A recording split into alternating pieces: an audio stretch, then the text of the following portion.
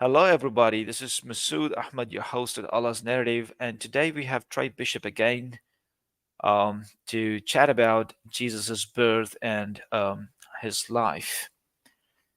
Um, uh, any of you who are watching us can or are allowed to join the stream by clicking the link that's pinned on the post. So feel free to join in whenever you feel like. And here is Trey Bishop. Welcome, Trey Bishop. Good evening. Good afternoon to you. Yeah, thank you. How are you doing? It was a fun day. It was a really good day. Yeah. Right, okay. Yeah. So what have you got today for on the topic Jesus, the birth of Jesus and his life? Do you want to start? Say something about Jesus? Well, I'm not. I think I've expressed before. I'm not religious. I don't look at this religiously the way that a lot of people do.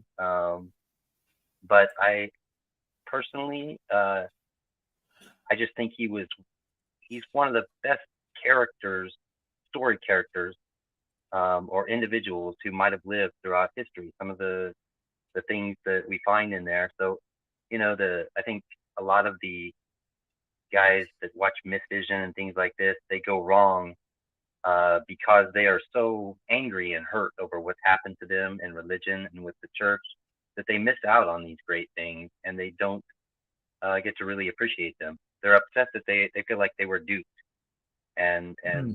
so that kind of it eats away, and they don't get to know the story, or they Hmm. don't appreciate the story. I guess is what that's what I'm saying.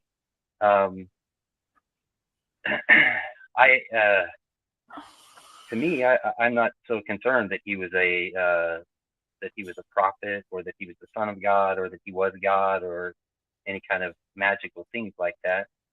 Hmm. Um, More my concern is that the actual things that he was teaching are a way that we can, um, as human beings, we can get along with each other and we can solve our problems without just killing each other, because that's the alternative path that most people seem to want to take. Is if we don't agree, one of us has got to be wrong and the other one's got to catch a beat Hmm. down. Like you've made some very strong points. I have to dissect them each and every one of them. You did bring up you did mention myth vision and how a whole bunch of guys are getting the story of Jesus very wrong for whatever reasons, for whatever history they may have had in their own respective cults about the ministry of Christ and how they related to Christ in a very reduced way. Okay, one of the points that I would like to catch up here immediately that might as well provide some food to Mythvision is a man whom you consider without having any implications to do with faith or religion, as somebody who's like a model, like a best model or an exemplar to be imitated to solve our own problems. If that is how you see, even beyond religion or faith, the obvious question that comes up to deal with is this character of Jesus. He made a whole lot of reference to a God figure, a divine being, who's responsible for orchestrating the entire creation and human creation. And how would a man of that many morals, who is an exemplar, a model for even today for us to imitate, how can such a man be brutally lying about a creator if the creator did not exist and did not communicate to him? So I think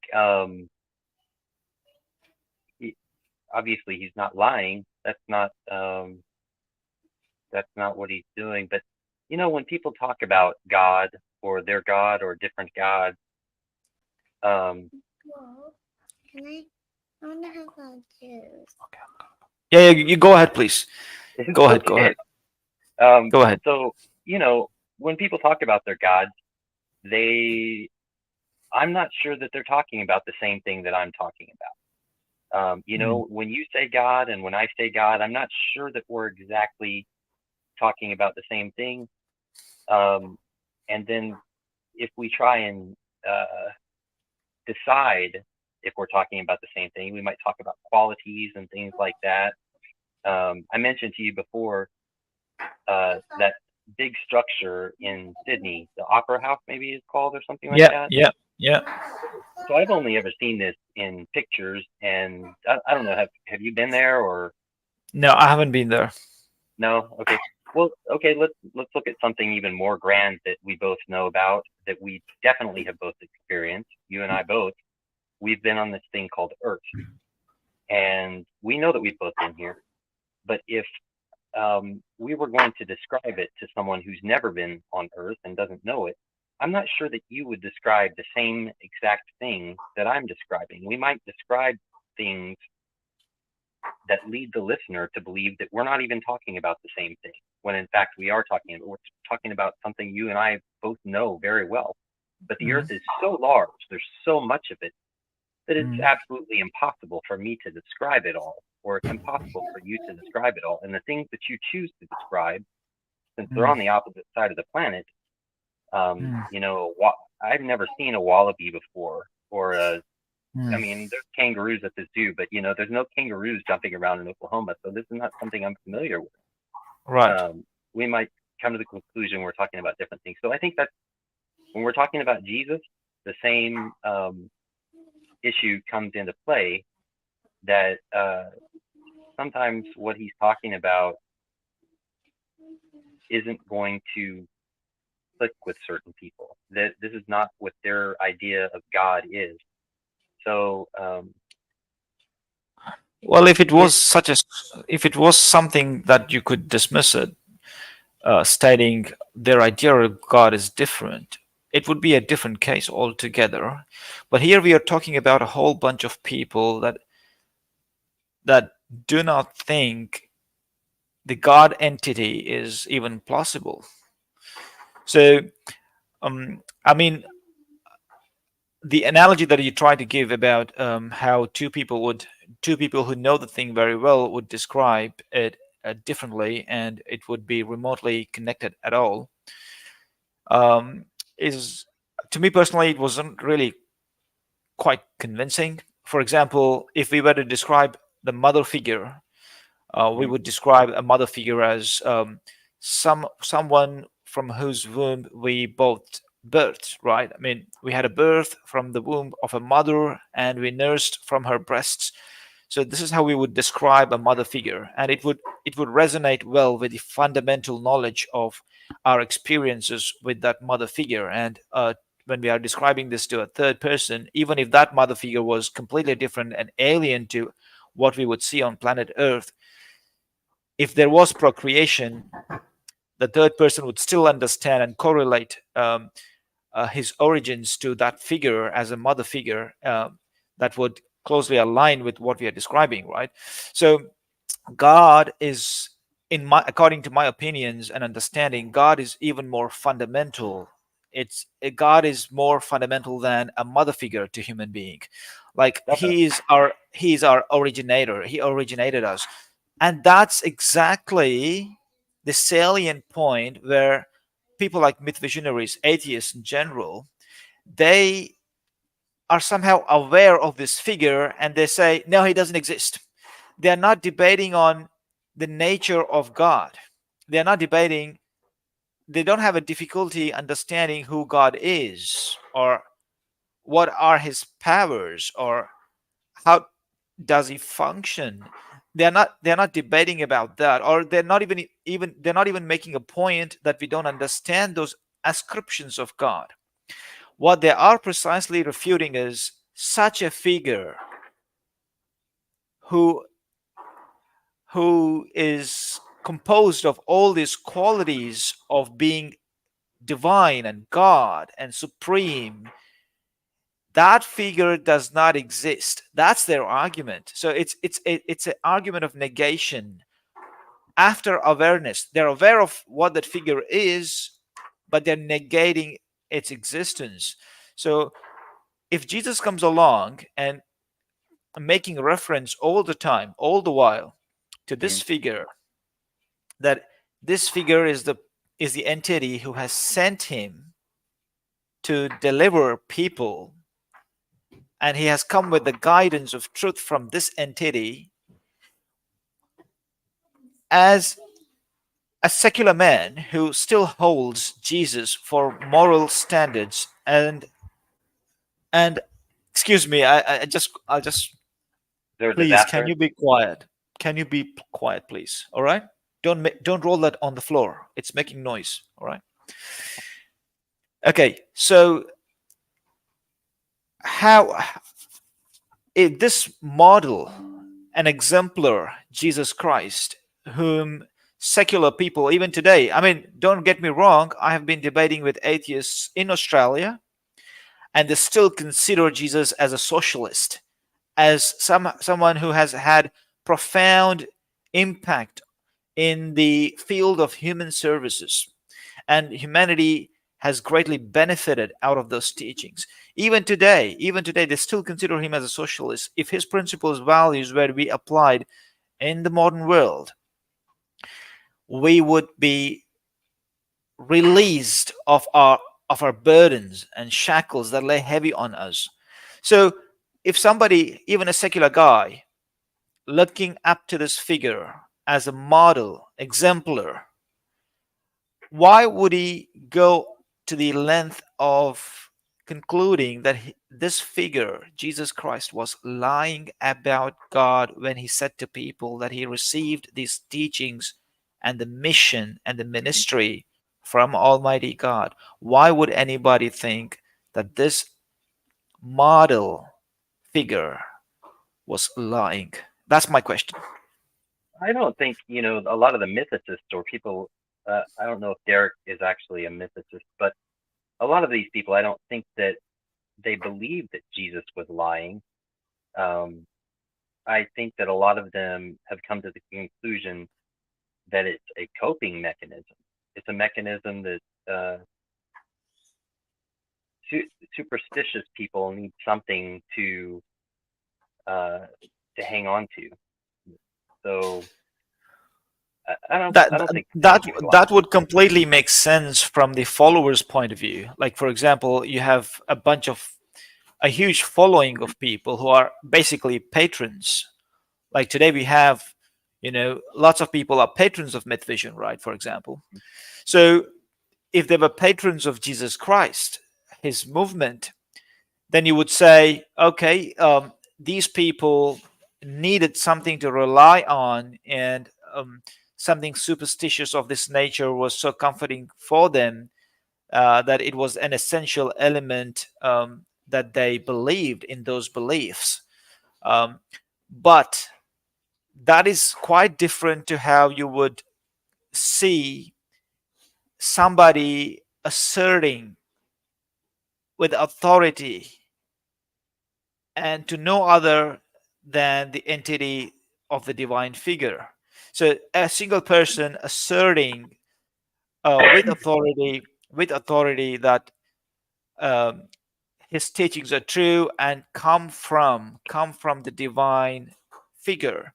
So that's a completely different, preposition to tackle with, and you just can't dismiss it. Whoever it is, mythicists or skeptics or atheists or agnostics, they just can't dismiss the assertions or claims with which Jesus Christ showed up to people, telling them that the teachings he received came from Almighty God and they were truth. There's one of the two possibilities. One is it was the truth, on the other is it was utterly false. And there's no third option. You can't just say he was hallucinating all the while and somehow believed, um, in to have had communication with this divine figure, while also giving perfectly moral and ethical set of teachings that even today to this day hold immense paramount value. I mean, if we, I mean, I just recently saw on DW. I'm not sure if you're aware of DW. It's a German news channel. I was watching that, and I just saw a documentary on poverty in the UK, and what they were telling was in the UK, uh, this period of time has been the lowest for unemployment. Mostly people are working. Mostly they're working. All right, a lot of people are working like never before. But at the same time, there's increasing poverty. And all of these people who do have laborious jobs are still struggling to meet their ends. And a lot of people are on food doles, like they are on food lines, queues, basically. So this is unprecedented in the history of UK. Okay, if you recall some of the teachings of Christ, I mean, what he said, according to Christ, a lot of the rich people in the UK will just not go to paradise, will just not go, regardless of their faith, regardless of how many churches they've built in their family history, regardless of that, they will still not go to paradise because that richness is what Jesus pointed out should be distributed among the needy, right? I mean, you see some of the parables of Christ, they are so fundamental to human dignity, human existence, human um, um, you know well-being. They're so fundamental. I mean, Jesus's teachings are so socialist. I mean, he's a socialist. He embodies himself as a pure socialist, and he says, "Look at the birds. They just peck their fill and leave the rest for other birds to grain." You know what I mean? Like, you don't hoard. The birds don't hoard.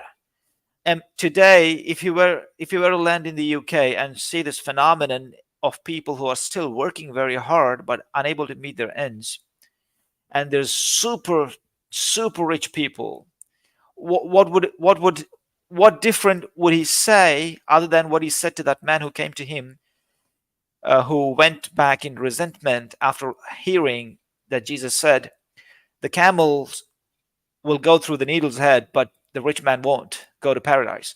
Like, how would that be any different today if Jesus were to show up? No, it's going to be the same thing. So a person whose teachings are not doubted, are beyond doubt, they are clean as water, you know, they are unblemished teachings. Such a man is constantly asserting that I get this from Almighty God. God sent me on this mission. And how can that be hallucinations or schizophrenia or a lie? Or how brutal can anyone be to even assert that allegation? So, what do you have to I say? think I think that we I think that we make a mistake by trying to convince people of a God, or um, even really trying to find a way uh, to prove a God. I don't know that it's provable, or those who do not want to see it or do not want to be convinced of it, they're just not going to be. Nothing that you can say is going to change that, except that perhaps your behavior, the way that you behave towards them, uh, the things that they see and experience in their life, these are the things that are going to be evidences and convince them, not necessarily the arguments that we bring to them. And you know, they could say Jesus could be absolutely perfect in every way, and then he says something crazy, and that just, what? Why do I have to believe that just because he's a great guy, in the God that he talks about. So it just doesn't feel to me like a good way. And you already know that I don't like the idea of force. I don't. I think that everybody kind of um, God comes and presents himself to people, and people can either recognize it or not. And it's just like the stars and the moon and the sun. He gives you all of the things here to be able to recognize him, and it's up to us to either recognize or not.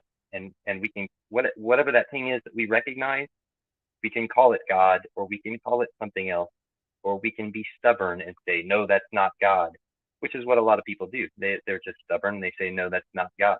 I see what you're talking about. I see what you're pointing to. That's not God. It's like if as an Australian you show me a Vegemite sandwich and you say this is food, and I say nah, I smelled that before and I know that is not food. That's just, you can call it food all day long. You can eat it if you want to, but it's not food. Do you know what Vegemite is? Yeah, Vegemite. I've heard of it. Yeah, I've not Like, tasted it. Heard of it. uh, it's got an awful smell. It's, I would never eat such Okay. a thing. But Right.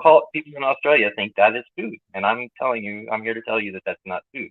And so Okay. this would be Mm, my no God argument. I mean, you can call it food all day long, and I'm just mm, going to tell you I'm not eating it. That's not food. mm. So which one of us is right? Is it actually food? I mean, I'm Uh, not the- lying. mm. Well, anything that people can eat and survive, basically, it's food, regardless of how bad it tastes. That would be my definition of what food Oh, is. oh, Anyway, but the point is, absolutely. I mean, I understand the element of force. Nobody can, in fact, force anybody. I mean, even back in those days, nobody was forcing anybody. That's my understanding of religion. Historically, nobody forced anybody. Even today, nobody can force anybody. All right. But when it comes to debate, the school of debate has its rules by which to play with. So contenders or contestants, they bring their views, they bring their respective views to the debate to assert and prove certain truths. That may be subjective, or that's why we have a debate panel where you come and debate and um, demonstrate that it is objective rather than being dismissed as subjective opinions. So the debate has rules to play by, and each side brings its storyline to the table and presents it with enough um, diligence, with proofs and evidences that they have amassed for their side of what makes a stronger argument. So in that scenario, we are talking about a debate which is raging today in the world, especially on YouTube, whether God exists or not. I mean, it used to be pretty much non-viral, I can say, some time back, like 10 years ago. I was not particularly keen to investigate how viral it was back then, but looking at the scene today, if I were to compare that back 10 years ago, today it's much more viral and it's much more vocal online, and there's very active engagement of the two sides to figure out whether God exists or not. So in this scenario, the arguments presented are not necessarily as should be taken as or considered as elements of force, but these are elements of intelligent conversation where people exchange their views and come up with conclusions. I do understand that mostly debates don't converge, or there's no consensus after a debate. Mostly people walk away stating we agree to disagree. Okay, that's human affairs, right? But we don't have to behave like people of the past who have always behaved like we agree to disagree. This mantra can change. We as modern human beings, civilized, like we have so much education in today's world, unlike before. People in the back in the old days, they were not this educated. We have all the tools, all the knowledge today, and they empower us. And after so much empowerment, we have to change this mantra that we agree to disagree is not the way forward. We have to find consensus. We have to seek out means and methods where we can reach an agreement on de- issues that we are debating. And that's I'm an optimist. Like I would like to seek out optimistic ideas that can help humanity, you know, take another leap into the future. So from that point of view, keeping this in the background, the argument when we are talking about Jesus and his ministry and how Jesus' life is seen as a model applicable to the 21st century. I mean, so does the models of other prophets. I mean, I'm not trying to convey that Prophet Muhammad is no more relevant or Moses is no more relevant. I'm not saying that. All of these prophets, messengers sent by God, carried basically the same teachings. These teachings are relevant and helpful today in this day and age, especially when we see we are being controlled and ravaged by super rich people around the world in, in some of the most advanced countries. This is happening. This is daylight. It's not a dream. It's daylight and it's happening. People are working, sweating, and still unable to meet their ends. In this day and age, religion is the savior. It's the ark which we can board and sail on to a new land of full of blessings. You know what I mean? So this model figure, be it Jesus Christ or Muhammad or Moses or Abraham, how can these people just advocate a simple lie and build an epitome of episteme that is actually socialist and favors the commons? How can they do this? Well, Consciously. How can they do this consciously? Unless they had some mental problems. if to play devil's advocate, there are a lot of atheists who believe that it's solely a mechanism for control of the masses because the little people are gullible, and because they are gullible, they should be controlled. They should be uh, corralled and treated like livestock. So, that would be a atheist position. I think that's what not what Jesus was doing or what Paul was doing or Muhammad or Moses or any of these, but the writers of these books wrote these things and wrote the stories this way as a control mechanism for the masses. They, put you nicely into this box. And this is where you will be. What do you think? I don't necessarily see them as boxes. I see them as values that liberate societies. Yeah, but to the atheist, it's a box. The atheist doesn't want to be in Well, any box. what the atheists do not realize is anciently, anciently, there's just one force that controlled people, just one, and it is not God. It is not God. This is their misunderstanding. This is their misunderstanding. There's just one force that has controlled human beings, and that's capitalism. You go back to the ancient times. It's just only one force, and that's capitalism that's controlled people, not God.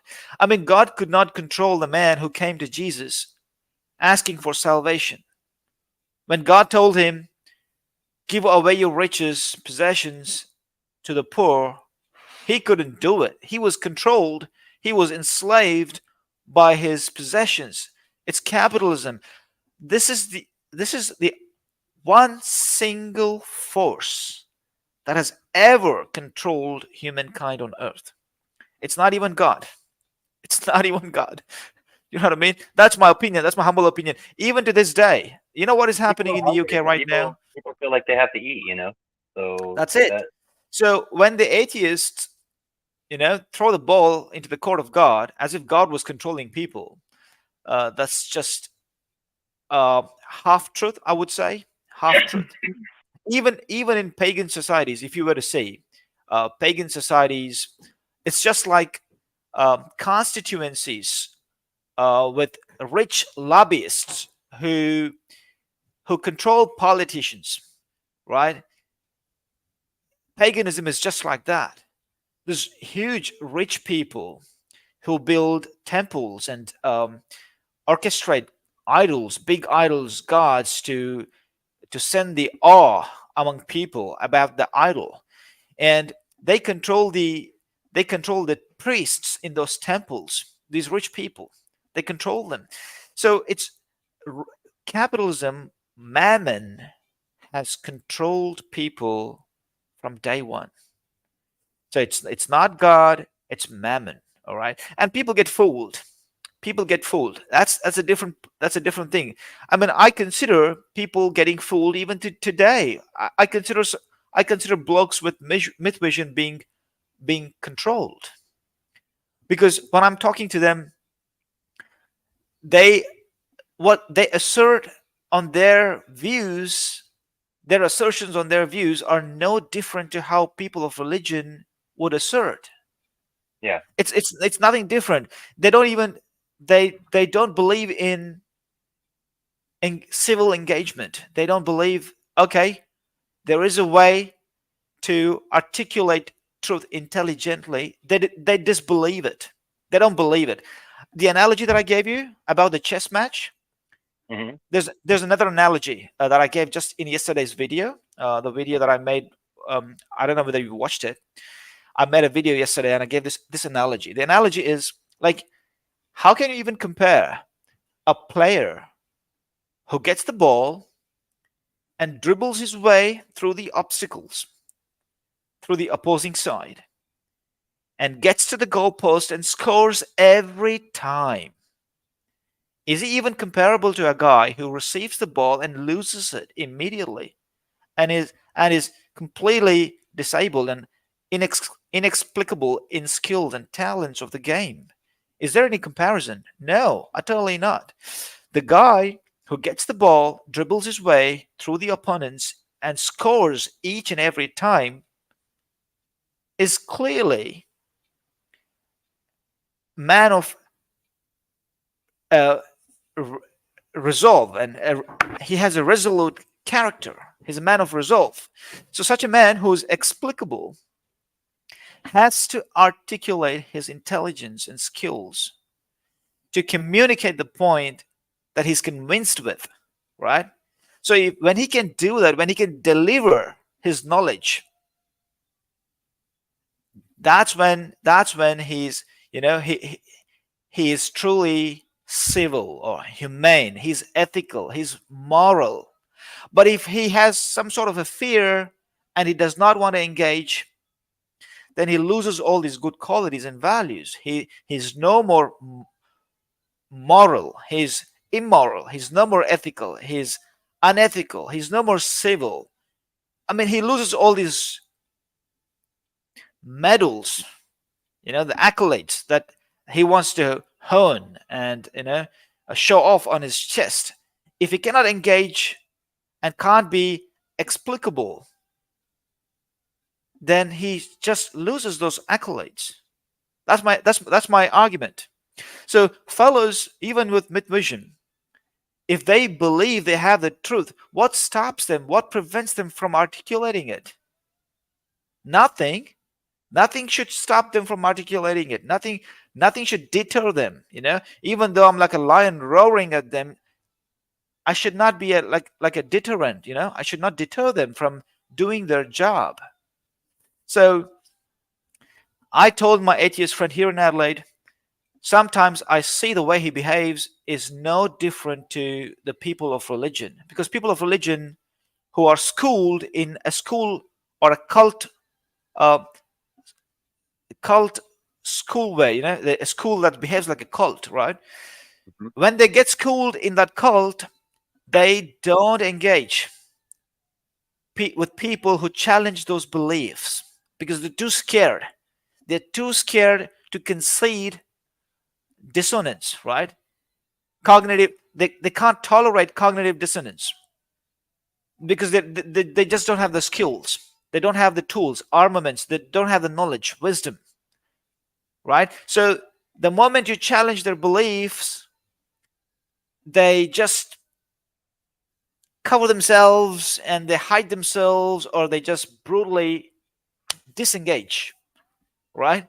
And that's what I see. That's what I see. Even atheists, to be to be dead honest, I've seen multiple atheists asserting, and I'm inviting them, and they don't turn up.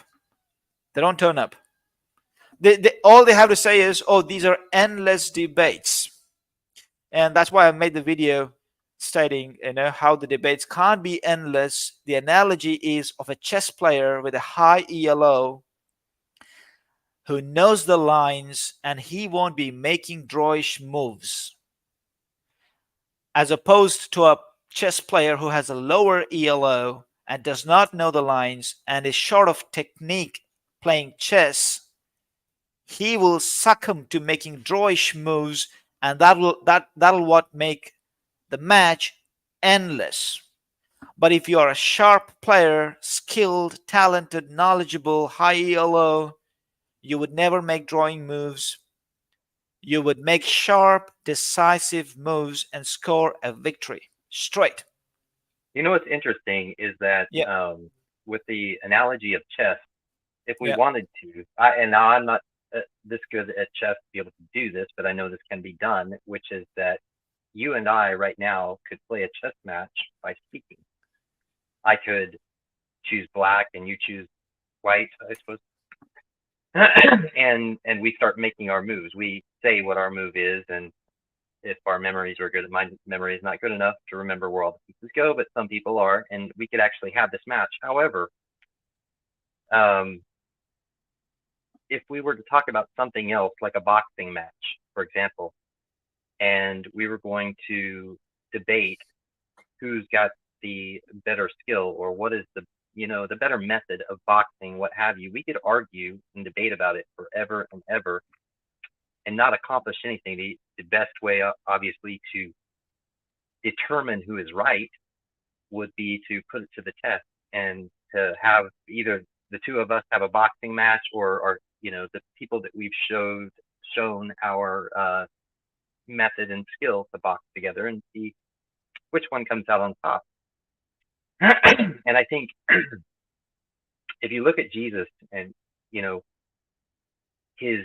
did talk about God a lot, and he spoke as though people already knew who and what he was talking about. He didn't spend any time really trying to convince people that there was a God. Instead, he said, a city on a hill cannot be hidden, and neither do men light a lamp and then hide it under a bowl. Instead, they take that lamp and they stick it on a stand so it gives light to everyone in the house. And in that same way, let your good deeds shine before men. In that same way, let your light shine before men, that they will see your good deeds and praise your Father in heaven. So it's not a matter of convincing people through your words, but rather your actions can show them, and that becomes undeniable. When it becomes manifest and they see this action in the world, it becomes undeniable. Now, they can call it after that again, whatever they want. They can say that wasn't God, what have you, but they still experience the light. And I think that it's a good lesson for us. I have a reservation here to this sort of theme that you're bringing forward of actions, demonstrating faith through actions to convince people. I am of the opinion that some of the atheists in the world are far better individuals with unassailable ethics as regards conducting in as members of society and communities. And I at the same time I see a lot of people who seem to who profess to having faith, who profess as people of faith from any religion, be it Muslim, be it Christian, or Judaism, or any other religion for that matter, to be succumbing to unethical practice in the society. And I do give the credit to people who are atheists and still value being ethical individuals in the society. Okay, that is just true. I just can't negate it. And I find a lot of those people in my neighborhood here in Australia who are not believers of any sort. Um, they may not be even strong atheists or whatever, but yeah, they are not prescribed. They are not subscribed to any religion, and they have no prescriptions as regards faith. Those individuals I've dealt with them firsthand. They're far more ethical individuals than some of the associates that I've seen in religion who don't behave with the same ethics.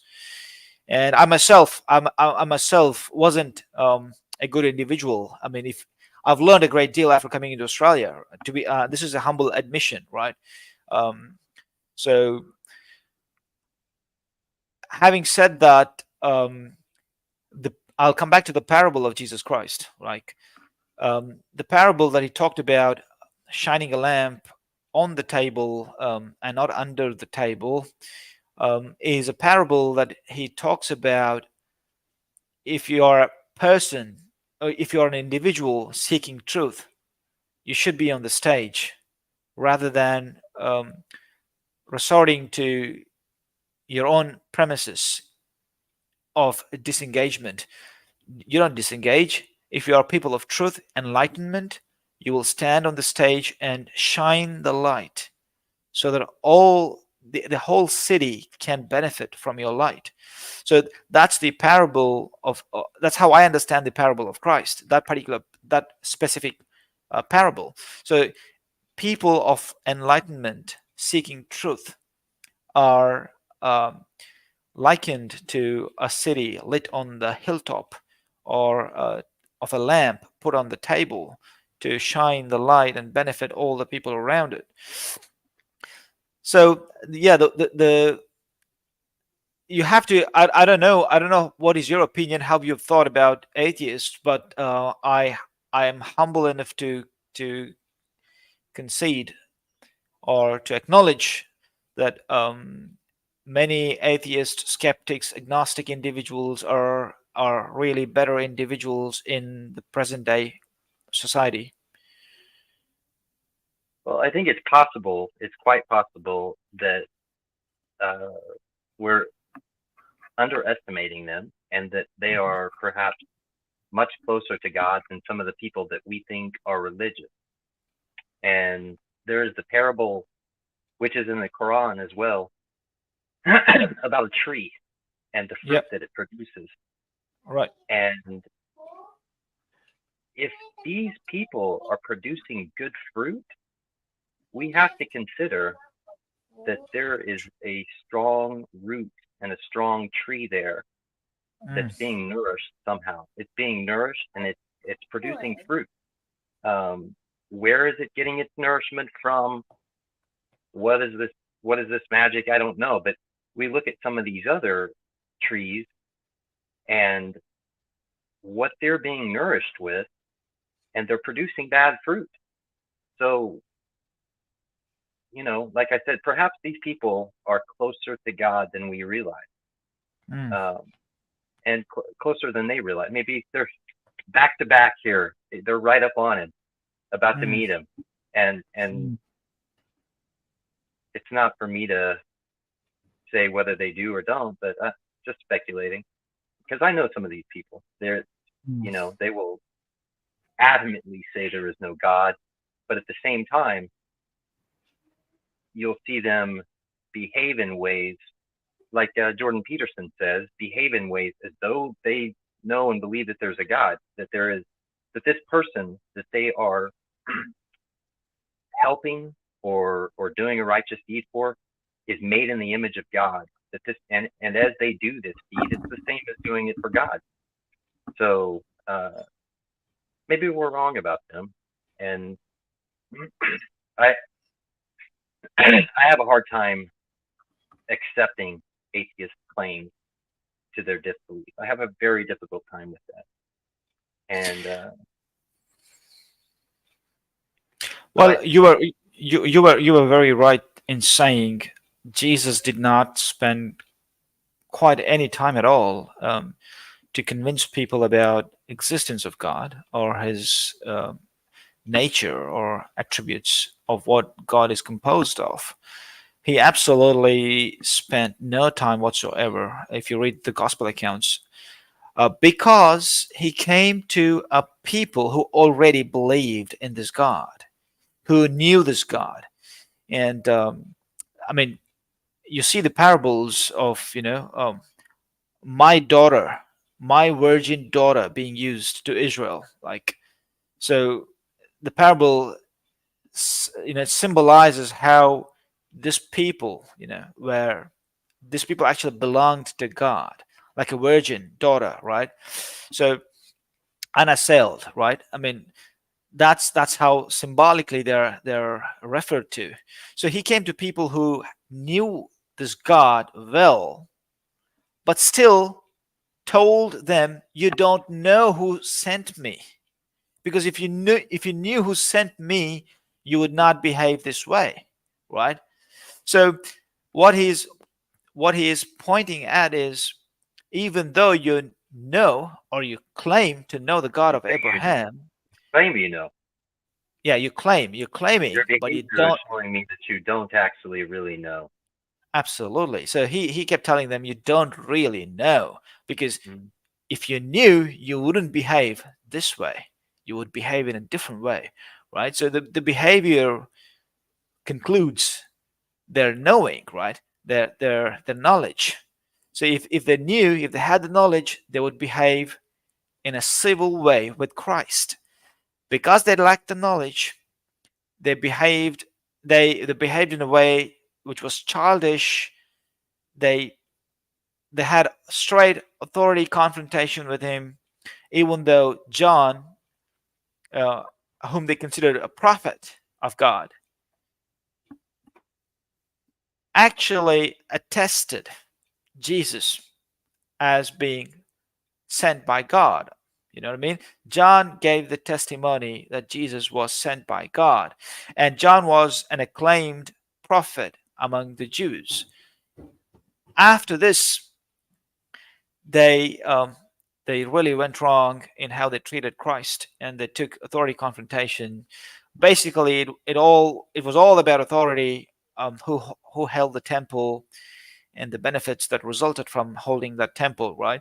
So yeah, that's their failure.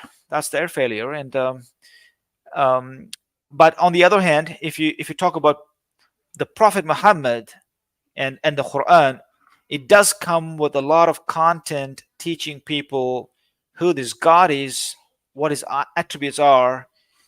A significant portion of the Quran is just talking about who this God is, and because even though Ishmaelites were once, they belonged to Abraham, but the history of several millenniums, like at least a couple, I suppose, yeah, since Abraham, a couple. Um, Abraham, if you start Abraham 2000 BC, um, to Christ, it's a couple of millenniums, right? So that time period, what you have seen in Arabia, in the heartland of Arabia, Mecca, is decadence and a dissolution of monotheism, and evolution of pagan culture. Just like during the time of Elijah, uh, it was a new nation. Israel was a new nation established by David and Solomon. But soon we notice during the time of Elijah, some of the Israelites are already worshiping Baal. And it's like, wow, so quick. It's like, so you can imagine what has happened in Arabia, in Mecca, for 2000 years. There's no prophet there. and these people are left to themselves, and there's an evolution of um, beliefs, new beliefs, pagan beliefs, and there's gods are evolving by the march of time. So there's new gods being added to the temple in Mecca, and there, when God finally communicates, he has to introduce himself because people have lost complete knowledge of who this God of Abraham was. So God spends a significant time and a significant portion of the scripture introducing himself. I am this, I'm so and so, I'm composed of these many attributes, I own these ascriptions, this is who I am. So there's a significant volume of the scripture invested in introducing this God.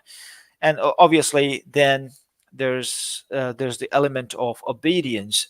But Christ straight away comes and he says, obey.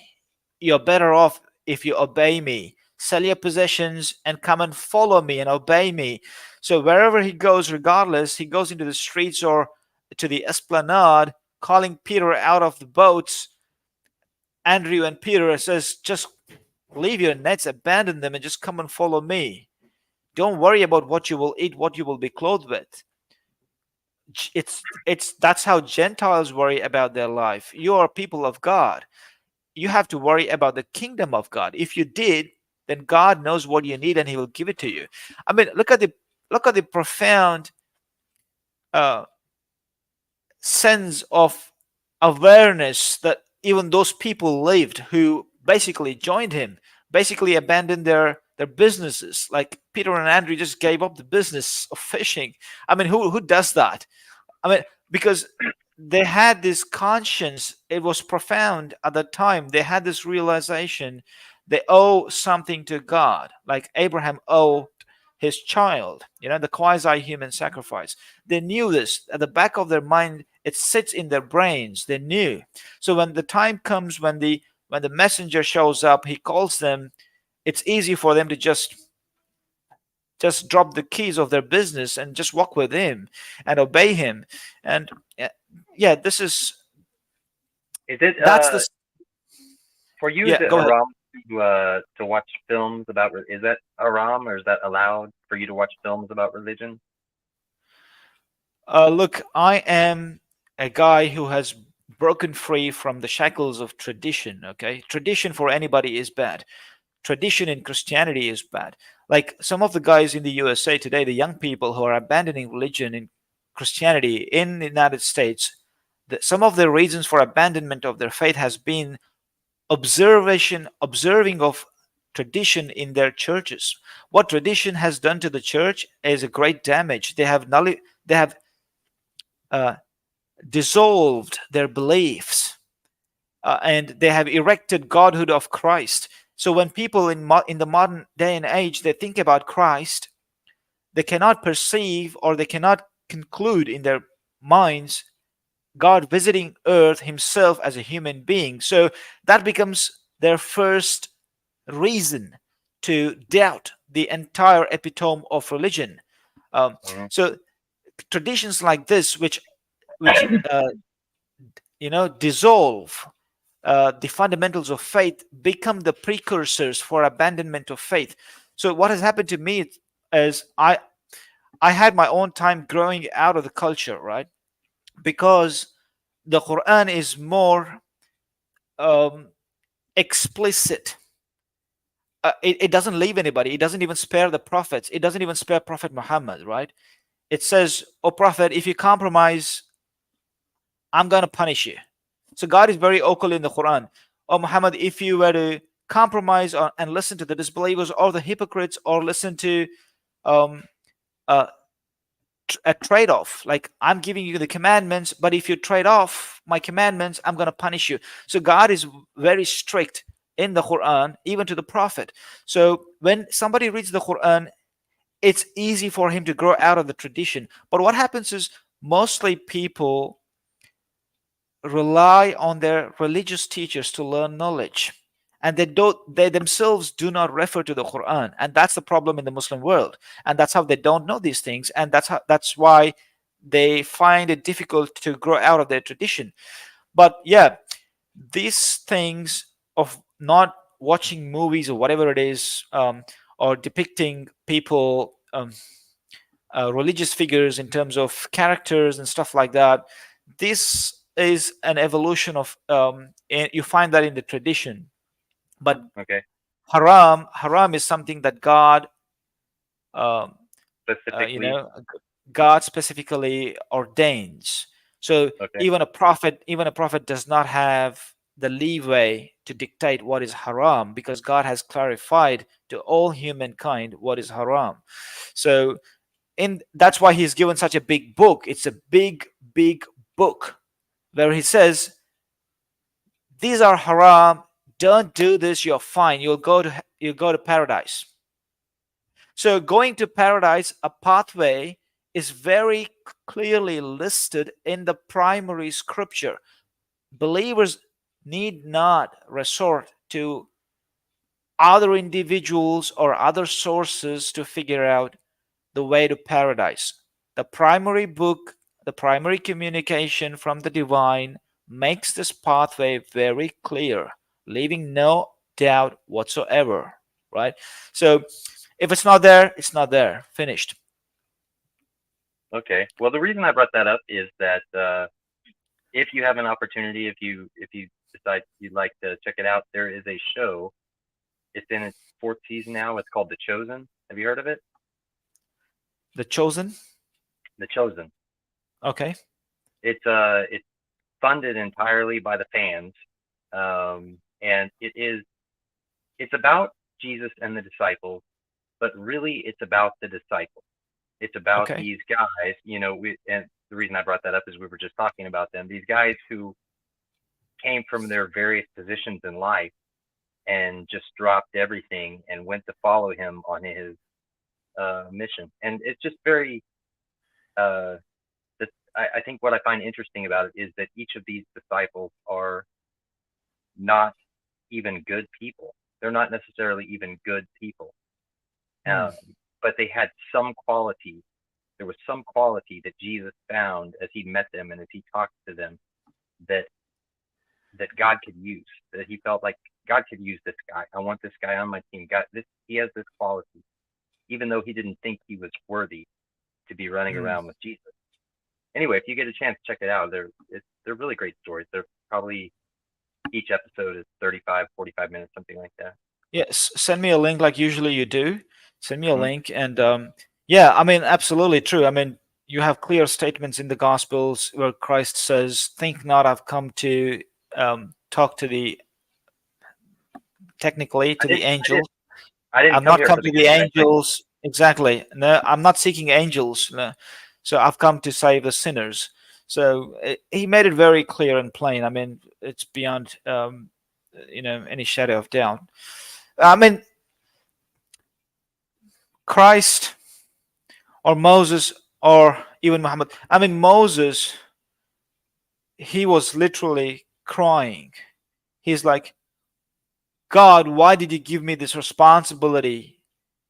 You know, I did not give them birth. Why do you make them carry on my hip? Why do I need to carry them like my baby, as if I given birth to them? I didn't even give birth to them. So Moses is like astounded with this amazing, huge responsibility of guiding his people. It's not easy. It's not easy to build a nation. It's not easy to guide a people who were bereft of guidance prior to that. Whiners, they're whiners and complainers. They Exactly just right. whine and complain in the desert. Absolutely, absolutely. It's like it's uh, such a um, I mean, mighty job. I mean, I'm not getting the words. I'm still learning the language Hmm. as I'm writing the books, and as I'm translating the Holy Quran. I'm still learning the language. It takes a while to learn everything: writing, reading. Sorry, writing and speaking. So when I'm writing, the words come to my mind, but when I'm speaking, they don't come to my mind as equally as they come when I'm writing. You know what I mean? Hmm. It's two different pockets of my brain functioning at different in different activities. Anyway, um, Yeah, it's not easy. It's not been easy. Even to Prophet Muhammad, it's not been easy. And even to those believers who suffered great ordeals with him in Mecca, there were several of them were killed, persecuted, brutally killed, Mhm. because they had no clan associations. So people who had clan associations, they survived the initial persecution in Mecca. But people who did not have the clan associations, they just collapsed. They were killed by the chiefs of Mecca, the pagan chiefs of Mecca, right? So those initial years for the believers in Mecca were the most terror-filled years of their life, and then there was immigration, and until that point, there's no obedience for them. They're just sticking by themselves voluntarily with the prophet. Whatever prophet says, they do it. But in Medina, when they immigrate, and that's where obedience is becomes the fundamental value in the value system of religion of Islam. So you got to be now obeying the messenger, because the messenger will start dictating your rules, and it's he will function like a state, and obedience is demanded, right? You can't be a believer without obeying the prophet. So you can't be a believer without paying your zakah, taxes, right? So obedience comes into play, and it's after a significant time, 13 years, and the years of obedience is just 10 years, like 20. That makes 23 years of the prophet's mission or ministry, right? So the first 13 years is just teaching them about God, um, giving them the tools, knowledge, wisdom necessary to handle themselves, basically. So people who embrace the faith, they handled themselves at odds, facing persecution, facing disapprovals, facing um, That boy wants um, a squeeze. He wants a hug right now. He's yeah, trying to get your attention. Give him a squeeze. Give yeah. him a little. So that's how it is. Faith is not easy. People think it all happened very easily, and people just started controlling people. Well, that's how it happens with mammon. People who have mammon, capital, they do such gigs to easily control people, and the people wouldn't even realize that they're being controlled. That's how easy it is done. That's how subtle it is done with the power of capital, right? But with religion, there is conviction, there is sacrifice, there is giving away your possessions. There's an ordeal to go through, even to earn faith to start off. And once you've earned faith, then comes obedience, and that's when you're controlled. So I mean, even if you want to speak in those terms of being controlled, but until that point, no one is controlled. So there's this great deal of sacrifice that people of religion present as a token of their as a token of acknowledgement of their faith with God. So it's an ordeal to go through to become members of faith. That's when, I mean, this is very important. This is a very important element for those who want to understand Islam, right? In Medina, uh, when the surrounding tribes, the Bedouin tribes, they saw the believers' movement was unstoppable, and it was scoring victories in battles against the polytheists of Mecca. The Bedouins decided to embrace Islam, basically submit. So they came to a delegation of the Bedouin tribes came to the Prophet and saying, they stated to the Prophet, "O Messenger of God, we are people of faith." Okay? And God was sharp to criticize it. God came back and told Prophet Muhammad, "Tell them faith has not entered your hearts yet, but rather say that you have submitted to Islam, submitted to God." So submission to God is obedience, is giving your vote of confidence that you will now be controlled according to the doctrine of this new faith. But that has nothing to do with how faithful you are. Being faithful to God is an entirely different ball game. It comes with sacrifice. It comes with a great ordeal of striving and struggling and persevering in faith. So it's not easily earned by just submitting to God's doctrine. It's just not earned so easily. So yeah, this is something that people may not be aware of, and they should start thinking about it.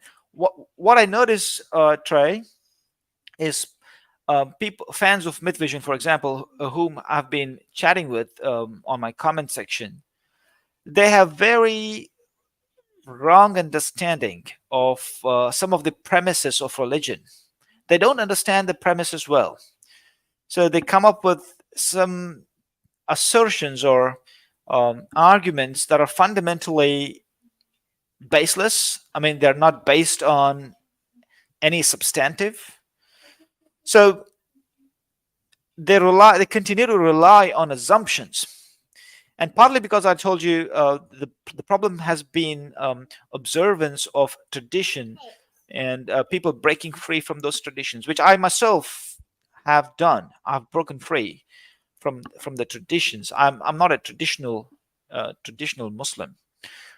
So it's important. I mean, for even for Christians who want to break away from tradition, for them the substance is in the teachings of Christ, in the Gospels. You have to move out of the birth narrative, and you have to leave away the resurrection narrative, and that's where in the middle you'll find the teachings of Jesus Christ.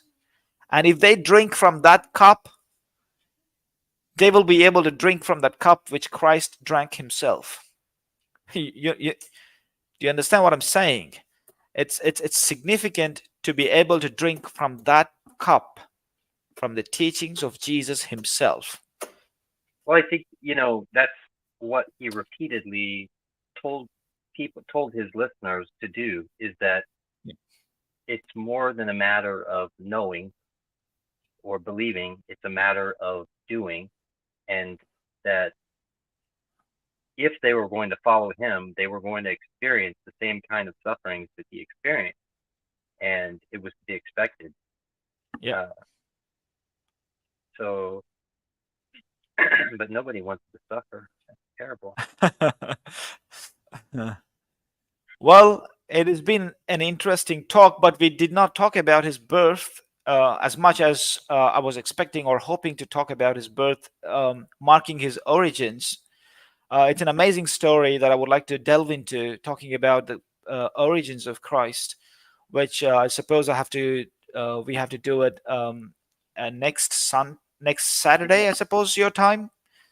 Yeah, in that case, can you be sure to have available the account in the Quran? Yeah, I did sure. I did some more reading of it in the Mm. past couple of days to see if am I correct in thinking that it's mentioned more than once? It's mentioned in more than one place, or is it only His one place? his birth His birth. in two prominently in two different places. One is in chapter 3 and one is in chapter 19. Okay. Okay. Okay. I'm not sure which chapter. It might have been chapter 3 that I was looking at. I find that pretty interesting, and also the connection to there is a gospel. I want to say it's called the Infancy Gospel of James, maybe, which has almost exactly the same story. You should have a look Okay. at that. Okay, I will definitely have a look at that. I did have a look at the infancy gospel of Thomas and the Gospel of Thomas, but Gospel of Thomas. yeah, I will look at the infancy gospel of James. I will. Let me Okay. before we go, let me get your opinion on it. Is the second to last. Can you still see me? I'm trying to pull up Yeah, yeah, of course. Okay. I didn't know if I could do this on my phone while I'm talking to somebody or not, but here I am Mm, looking at the internet while I'm talking to you. mm. Okay, so it's the saying 113. It's the next to last saying in the Gospel of Thomas. He says, his disciples said to him, "When will the kingdom come?" Mm. And Jesus says, "It won't come by looking for it." They won't say, "Look over there, look over here, look over there." Rather, the Father's kingdom is already spread out over the earth, and people don't see it. Absolutely. Absolutely. Absolutely. It's around you, he says. It's around you. It's all over around you. So So do you think some of those things in there in Gospel of Thomas were pretty interesting? it is amazing. I think I thought after reading the Gospel of Thomas, I thought to myself, Gospel of Thomas, as opposed to the infancy Gospel of Thomas, Hmm. is is an amazing account, which closely aligns with what we have in the Gospels, in the canon, and it is very sharp because it is just giving those um, you know uh, dictums, like the dictates of Christ. And if you look very carefully, some of his sayings in there are very much about the oneness of God.